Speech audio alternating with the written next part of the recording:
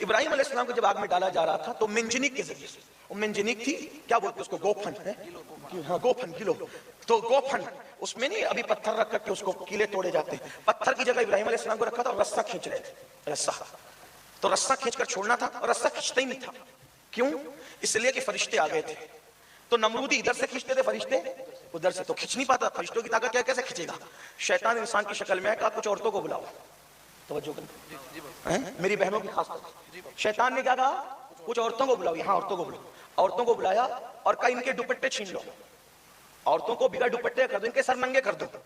اب یہاں بھئی اتنی طاقت لگا رہے ہیں لیکن کام نہیں ہو رہا ہے، اور وہاں بلایا کس کو جا رہے ہیں؟ عورتوں کو، اور ان کا سر کیا جا رہا ہے ننگا، سر ننگا ہوا، فوراً وہ رسہ کھینچ گیا۔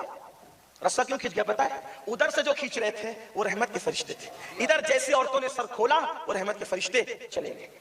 آپ سے پوچھتا ہوں، ابراہیم جیسا پیغمبر موجود ہو اور وہاں عورتیں سر ننگا کر لے تو وہاں سے رحمت کے فرشتے چلے جاتے ہیں۔ ہمارے گھر کے اندر اگر بیٹیاں ننگے سر گھومیں، عورتیں ننگے سر رہیں، ہم ننگے رہیں، تو رحمت کے فرشتے کیسے آئیں گے؟ اور پھر کہتے ہو حضرت کوئی تعویذ دے دو برکت ہو، حضرت کا باپ بھی تعویذ دے گا تو بھی برکت نہیں آنی، ہاں حضرت کے ابو جی بھی تعویذ دے دے تو بھی برکت نہیں آنی، کیونکہ تمہارے گھر میں ننگا پن ہے، اور صرف ننگا پن شریفوں کے یہاں بھی ننگا پن ہے، کیونکہ ٹی وی کا منہ پکڑ کر بیٹھتے اس میں زنا کے مناظر دکھائے جاتے ہیں، سیریلوں کے اندر زنا کے مناظر دکھائے جاتے ہیں۔ ارے عورت دوپٹہ ہٹا لے تو وہاں سے رحمت کے فرشتے چلے جاتے ہیں۔ جس گھروں کے اندر نرم نرم بستروں پہ لیٹ کر کے فلموں میں، سیریلوں میں، موبائل کے اندر زنا کے مناظر اور زنا کی فلمیں دیکھی جاتی ہو، اس گھر میں برکت کا نزول کیسے ہو سکتا ہے؟ لاکھ کی بجائے کروڑوں کا بزنس کر لو، مال تو آئے گا لیکن برکت نہیں آ سکتی، اس لیے کہ مال انسان بازو کی قوت سے کماتا ہے لیکن برکت بازو کی قوت سے نہیں کماتا۔ برکت تو وہی نازل ہوتی ہے جہاں رحمت کے فرشتے نازل ہوتے ہیں، اور رحمت کے فرشتوں کے لیے آپ کو اپنے گھر میں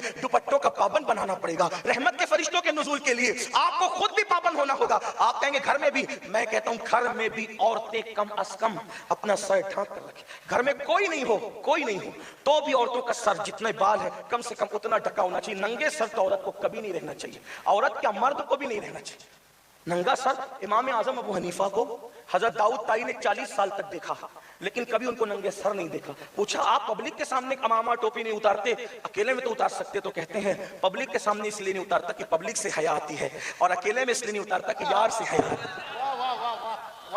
آپ مجھے بتائیں، اور پھر عورتوں کو کس قدر احتیاط کی ضرورت ہے؟ امام حسین علی جدی علیہ السلام کہتے ہیں میری ماں اتنی نیک تھی فاطمہ کہ میں 7 سال کا بچہ تھا پھر بھی میں نے اپنی ماں کے سر کے بالوں کو کبھی نہیں دیکھا۔